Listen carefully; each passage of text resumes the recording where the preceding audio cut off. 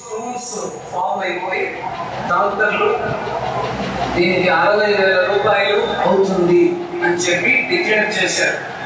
ఎటువంటి పరిస్థితులు కూడా బయట వచ్చే పరిస్థితి లేదు. ఒకవేళ నువ్వు ఆపరేషన్ చేసుకోకపోతే కిడ్నీ ఫెయిల్యూర్ అవుతుంది, బ్లడ్ లో కలిసిపోతుంది యూరిన్ అనేది. దాని ద్వారా నీకు ఆ కిడ్నీ ఫెయిల్యూర్ అవ్వడం ద్వారా నీకు ప్రాణానికి అపాయం అవుతుందని చెప్పాడు. ఈరోజు ఒక వారం రోజులు మన యేసు ప్రభుని ఆరాధించడం ద్వారా, గట్టిగా ఆయన అంత కష్టంలో కూడా ప్రార్థన చేయడం ద్వారా, దేవుని పాదాల్లో మొరపెట్టడం ద్వారా ఈరోజు ఆ కిడ్నీ సమస్య నుండి పెద్దవి 2 పడిపోయాయి యూరిన్ ద్వారానే. ఒక ఆపరేషన్ లేదు, డాక్టర్ గొడవ లేదు, మందు లేదు, సూది లేదు. యేసుక్రీస్తు శక్తి మీ ముందు ఒక మనిషిని అద్భుతంగా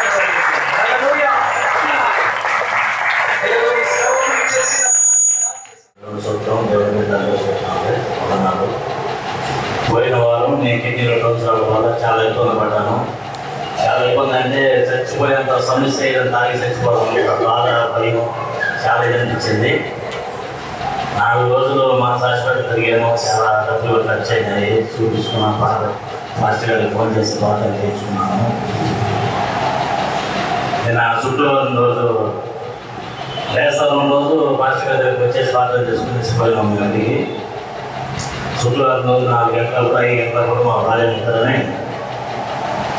వేసి ప్రార్థన చేసుకునేసి ప్రార్థన చేస్తూ ఉంటే ఒక గుర్రం మీద ఒక ఎలుగు వెలుగు అంటే ఎట్లా ఉంటుందంటే, ఒక 1000 ట్యూబ్లైట్లు పెడితే ఒక వెలుగు అంత వచ్చిందో రాదో నాకు తెలియదు, కానీ అంత వెలుగు అప్పడింది అన్నమాట. నా దగ్గరికి వచ్చే గుర్రం మీద ఎలుగు దిగి అక్కడ ఉన్నప్పుడు పాపం నిలబడుతుంది.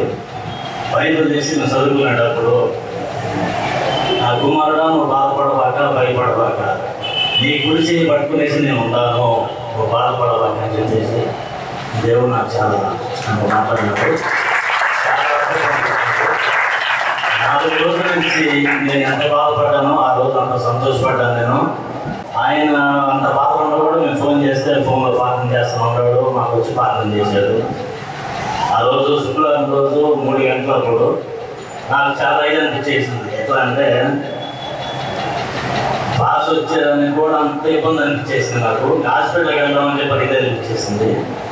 మా హైదరాబాద్ నుంచి మా చెల్లెలు ఫోన్ చేసి, కుటుంబంలో మొత్తానికి నువ్వే అన్నయ్య, నువ్వు ఏదైనా ఇబ్బంది పడితే కుటుంబంలో మొత్తం ఆగమైపోతుంది, ఎట్లా ఎంత డబ్బులు ఖర్చు సరే నువ్వు పోయి పాస్ ఉంచుకునేసి బాగా చూడు అని చెప్పేసి చాలా బాధపడిన అమ్మాయి చేసింది. నేను చెప్పాను, ఎన్ని రోజులైనా ఏమైనా కూడా అమ్మా నాకు దేవుని మీద విశ్వాసం ఉంది.